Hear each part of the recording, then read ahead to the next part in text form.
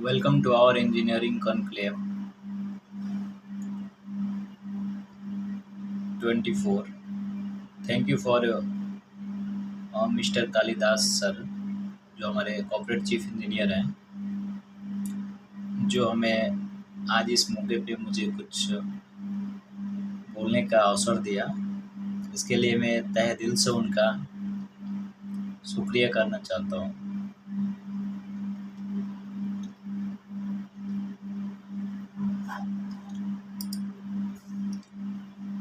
आज बात करेंगे हम फायर फाइटिंग, यानी जो बेसिक फायर फाइटिंग ट्रेनिंग है उसके बारे में। Fire and fire type of heat transfer, जैसे हीट को कैसे ट्रांसफ़र होता है। Type of fire extinguisher, fire जो एक्सटिंग्विशर यानी सिलेंडर होता है वो कितने टाइप्स का होता है, और उसके प्रकार मतलब वो उसमें कौन कौन सी टाइप की गैस वगैरह भरी जाती है उसके लिए। ये हमारा फायर ट्रेंगल है और फायर के बारे में कि फायर कैसे पकड़ता है। जनरली देखा जाए तो हीट, ऑक्सीजन और फ्यूल रहेगा तभी आग पकड़ेगा। ये फायर ट्रेंगल है, इसे हीट ट्रेंगल या फायर ट्रेंगल कहते हैं। इसमें ऑक्सीजन, हीट और फ्यूल होना अनिवार्य है। अगर तीनों में से एक भी चीज़ कोई नहीं रहता है तो फायर नहीं पकड़ेगा। इसमें से सेम ऐसे ही आग को बुझाने की जो मेथड है, इसमें से या तो हीट हटाएंगे, नहीं तो ऑक्सीजन रिमूव करेंगे, और नहीं तो फ्यूल रिमूव करेंगे। जब हम हीट को रिमूव करते हैं तो उसको कूलिंग बोलते हैं, कूलिंग मेथड से आग को बुझाना। जब हम ऑक्सीजन को रिमूव करते हैं तो उसको कहते हैं स्मूथरिंग। ऑक्सीजन को रिमूव करके स्मूथरिंग विधि से आग को बुझाते हैं। उसके आगे आता है अपना फ्यूल को रिमूव करना। फ्यूल को रिमूव करना मतलब कि स्टर्विंग करते हैं। स्टर्विंग में फ्यूल को हम रिमूव करते हैं। मान के चलिए कि अगर हमारा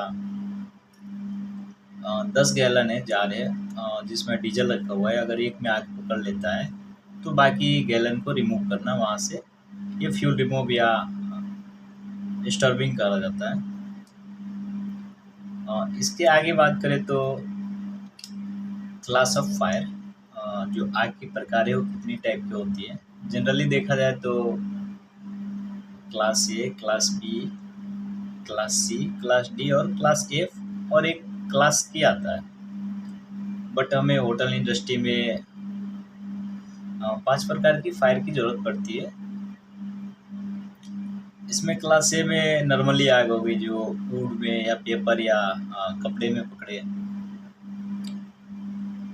इसको नॉर्मली हम वाटर टाइप सिलेंडर यानी क्लास ए सिलेंडर से बुझा सकते हैं। बी टाइप में आता है जो लिक्विड में आग लगे, जैसे अपना पेट्रोल, डीजल, केरोसिन। इसमें हम फोम टाइप यूज करते हैं। ध्यान रखें कि इसमें हम क्लास ए या ड्राई पाउडर का यूज नहीं कर सकते हैं। इसमें हम फोम टाइप यूज करते हैं, क्योंकि अगर हम इस पे वाटर का प्रयोग करेंगे तो वाटर की डेंसिटी काफ़ी ज़्यादा होती है, और इस पे वाटर करने के बाद वाटर नीचे चल जाएगा और ऑयल ऊपर रख के आग और फैलेगा, आग नहीं बुझ पाएगा। तो इसके लिए हम फोम टाइप ही सिलेंडर यूज करेंगे। क्लास सी में आता है अपना गैस टाइप, जिसमें अपना एलपीजी हो गया, सीएनजी हो गया। इसके लिए हम ड्राई पाउडर यूज करते हैं बुझाने के लिए। ड्राई पाउडर मल्टीपर्पज़ एबीसी के लिए भी आता है, उसमें कर सकते हैं। क्लास डी में आता है मेटल, जो मेटल में आग लगी हो, कॉपर हो गया, आयरन हो गया, जो इसमें आग लगी हो क्लास डी में आता है। क्लास एफ, किचन में लगने वाली आग को क्लास एफ में काउंट होता है। जो इलेक्ट्रिकल आग है, सबसे ज़्यादा कन्फ्यूजन होता है कि इलेक्ट्रिकल इक्विपमेंट्स में जो आग लगती है, इलेक्ट्रिकल से जो आग लगती है, वो कौन सी कैटेगरी में आती है। वो कैटेगरी सी में आती है, और इसके लिए ड्राई पाउडर यूज कर सकते हैं और CO2 भी यूज कर सकते हैं। लेकिन ध्यान देने वाली बात है कि अगर 1000 वोल्ट से ज़्यादा है तो हम ड्राई पाउडर को नहीं यूज करेंगे, वहाँ पे हम CO2 यूज करेंगे। अगर 1000 वोल्ट से कम है तो हम ड्राई पाउडर यूज करेंगे। एक चीज़ और ध्यान देने वाली बात है कि अगर हमारे पास दोनों अवेलेबल है तो हम कभी भी CO2 की प्राथमिकता देंगे और CO2 को ही यूज करेंगे। और किचन में लगने वाली आग जो F होता है, F टाइप, इसके लिए हम वेट केमिकल का यूज करते हैं। वेट केमिकल के यूज करने से हमारा किचन की आग बुझता है। ये हमारा class A, class B, class C का डिस्क्रिप्शन है। क्लास A में वही फैब्रिक मटेरियल हो गया, क्लॉथ, रबड़, सम प्लास्टिक। क्लास B में हाईली फ्लेमेबल यानी ज्वलनशील लिक्विड हो गया, जैसे kerosene, paint thinner, propane. Same ऐसे ही क्लास C में अपना स्विच बॉक्स भी हो गया, लाइट वगैरह का चीज़ें है इसमें, जिससे बोर्ड वगैरह में आग लगती है। क्लास D में टाइटेनियम हो गई, पोटेशियम, सोडियम, जो ज्वलनशील मेटल है। इसके आगे देखेंगे type of removing fire. Fire को कैसे हम रिमूव करते हैं। पहला आता है एयर को हटाना। एयर मतलब ऑक्सीजन को हटाना, उसमें स्मूथनिंग होता है। अगर हीट को हटाते हैं तो उसे कूलिंग करते हैं, और फ्यूल को रिमूव करते हैं तो उसे एस्ट्रोवेशन करते हैं। सेम चीज़ें मैंने पहले आपको डिस्क्रिप्ट किया था। ये अपना सिलेंडर टाइप है जो हमने बताया कि वाटर टाइप कहाँ यूज करेंगे, फोम टाइप कहाँ यूज करेंगे, पाउडर कहाँ यूज करेंगे, और CO2 यानी कार्बन डाइऑक्साइड को कहाँ यूज करेंगे। इसमें ध्यान देने वाली बात है कि आप सिलेंडर पे देखेंगे कि अगर वाटर टाइप है तो रेड पट्टी है, पाउडर टाइप है तो ब्लू पट्टी है, और फोम टाइप है तो क्रीम पट्टी है, और कार्बन टाइप है तो उस पर ब्लैक पट्टी है।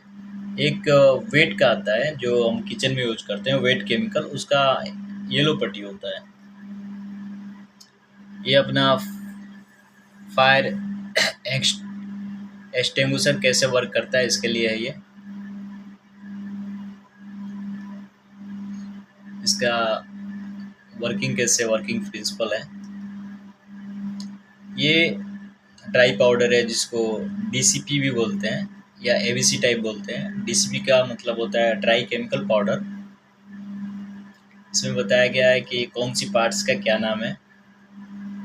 ये जो प्रेशर दिखा रहा है, प्रेशर गेज, ये हमेशा ग्रीन के बीच में होना चाहिए। सेफ्टी पिन है, आगे हम बताएंगे इसको कैसे यूज करना है। ये फोम टाइप सिलेंडर का है। बेसिक देखने वाली चीज़ें है। ये CO2 का है अपना। CO2 सबसे भारी होता है। CO2 का जो डिस्चार्जिंग पॉइंट होता है, मतलब कि अगर एक बार खोल दे तो 60 to 30 सेकेंड में, या जो अपना ड्राई पाउडर है वो लास्टली 30 सेकेंड तक, उसके बाद इसका प्रेशर ख़त्म हो जाता है। ये अपना है यूज ऑफ फायर एक्सटिंग्विशर, कहाँ यूज करे, किसको यूज करे, उसके अनुसार है ये। वाटर टाइप को केवल सॉलिड, मतलब जो ठोस में आग, नॉर्मली आग लगी है उसी को बुझाने के लिए। और फोम टाइप को सॉइल में भी यूज कर सकते हैं, लिक्विड में भी, और कुकिंग ऑयल वगैरह आग लगी है उसमें यूज कर सकते हैं। ड्राई पाउडर कुकिंग को छोड़ के बाकी सारी चीज़ों में यूज कर सकते हैं। और कार्बन डाइऑक्साइड का जो CO2 है अपना, उसमें लिक्विड में नहीं, ठोस में नहीं करते हैं, और गैस पे नहीं करते हैं, बाकी कर सकते हैं। सेम ऐसे ही अपना फायर ब्लैंकेट होता है, इसका ये मल्टीपर्पस यूज होता है, इसको मल्टीपर्पस यूज में ले सकते हैं। आगे बात करें तो PPE यानी पर्सनल प्रोटेक्टिव इक्विपमेंट होता है, उसको आप ले सकते हैं पहन के, जिससे इनकेस आग लगी हुई है तो सबसे पहले अपना फेस को, अगर मास्क है तो मास्क से, नहीं है तो गीला रुमाल से कवर करेंगे। और गीला रुमाल से कवर करने के बाद ही हम झुक के और किसी को इवैक्यूएट करना है या आग लगी हुई है तो उसे बुझाने जाएंगे, क्योंकि जो धुआं होता है वो ऊपर ही रहता है और नीचे नहीं रहता है, इसलिए झुक के जाना है। गूगल से तो गूगल से ले सकते हैं, गारमेंट्स इक्विपमेंट वगैरह जो भी है ले सकते हैं, ईयरबड्स हो या ले सकते हैं। सेफ्टी गैजेट में अपना कैमरा है, सीसीटीवी कैमरा, जिससे हम पता लगा सकते हैं कि आग कौन सी पर्टिकुलर एरिया में लगा हुआ है और उसका क्या कंडीशन है, ये हम देख सकते हैं फुटेज से। स्मोक डिटेक्टर है जो हमें बताता है कि आग लगी हुई है। स्मोक डिटेक्टर होता है, हीट डिटेक्टर होता है। सेम वैसे ही होता है manual call point. Manual call point है जो एमसीपी जिसे बोलते हैं। इसको अगर इन केस फायर है तो इसको हम प्रेस करेंगे, प्रेस करने से बगल में जो हूटर लगा हुआ है ये साउंड की तरह कार्य करता है। ये पूरे होटल में अलार्म जनरेट करता है और अलार्म बज जाता है, जिससे हमें पता चलता है कि आग लगी हुई है। एमसीपी को आप तभी प्रेस करें जब आपको लगता है कि आग ज़्यादा फैलने वाली है। अगर छोटी आग है तो आप खुद ट्रेंड है, कैपेबल है बुझाने के लिए, तो बुझा सकते हैं। आपको लगता है कि आग आपकी बस की नहीं है, सबको इन्फॉर्म करना ज़रूरी है, तो फिर आप मैनुअल पुश बटन प्रेस कर सकते हैं। इसे मैनुअल कॉल पॉइंट बोलते हैं। होटल के काम है अलार्म जनरेट करना। जैसे आप ये प्रेस कीजिएगा पूरी होटल में अलार्म जनरेट हो जाएगा। फायर सेफ्टी गैजेट में आता है अपना फायर अलार्म पैनल। ये फायर अलार्म पैनल है जो लोकेशन बताता है कि कौन सी पर्टिकुलर एरिया में, या आपने मैनुअली पुल कॉल पॉइंट प्रेस किया है तो कौन सी पर्टिकुलर एरिया से प्रेस हुई है, कौन सी स्मोक डिटेक्टर लगाया तो कौन सी पर्टिकुलर एरिया से स्मोक को डिटेक्ट करके अलार्म जनरेट किया है। ये जनरली हम टाइम ऑफिस पे या लॉबी के पास लगाते हैं। इससे हमें पर्टिकुलर एरिया का पता लग जाता है कि कौन से एरिया में फायर हुई है, फिर हम इसको रीसेट करते हैं। ये अपना स्प्रिंकलर सिस्टम है। इनकेस अगर आग लग गई है तो इसमें निम्न दाब पे पारा भरा जाता है जो हीट को सेंस करके इसके अंदर जो रेड कलर आपको दिख रहा है ये पारा है वो ब्लास्ट करता है और इसमें 6 kg प्रेशर पानी का मेंटेन रहता है, जो पानी की बौछार की तरह बारिश होने लगती है और आग स्वतः ही बुझ जाता है अगर फायर पंप ऑटो में है तो। ये हमारा हाइड्रेंट सिस्टम है और होज रील सिस्टम है। होज रील को हम जनरली स्टेयर केस में लगाते हैं। अगर कॉरिडोर की लंबाई ज़्यादा है तो एक बीच में कॉरिडोर में भी लगाते हैं। इसकी साइज, होज रील की जो पाइप है उसकी साइज 25 मीटर से 30 मीटर तक होता है। आगे देखें तो जो हाइड्रेंट सिस्टम है इसको ऑपरेट करने के लिए 3 पर्सन की आवश्यकता होती है और होज रील जो है उसमें 1 पर्सन की आवश्यकता होती है। एक्चुअली हाइड्रेंट जो लाइन होता है वो काफ़ी प्रेशर मेंटेन होता है 6 kg, उसमें काफ़ी तेज़ प्रेशर आता है, तो पाइप को पकड़ने के लिए 2 पर्सन की आवश्यकता होती है जो नोजल के पास होता है, और एक वाल खोलने के लिए 1 पर्सन की आवश्यकता होती है, तो टोटल 3 पर्सन की आवश्यकता होती है। ये अपना होज बॉक्स है जिसमें नोजल, पाइप वगैरह पड़ा हुआ है। सिंगल हाइड्रेंट सिस्टम है ये है अपना कैसे यूज करना है इसको, वाल को कैसे खोलें, कैसे यूज करें, कैसे कनेक्ट करें होज रील को। ये अपना सेफ्टी गैजेट में एक और है फायर ब्लैंकेट। इनकेस अगर किसी को इंजरी होता है या आग पकड़ा हुआ है तो उसको कैसे इवैक्यूएट करें। सबसे पहले फायर जो ब्लैंकेट है ये हार्वेस्टर मटेरियल से बना होता है जिसका टेम्परेचर 160 या 150 से 160 डिग्री टेम्परेचर सस्टेनेबल होता है। ये उतना डिग्री टेम्परेचर झेल जाता है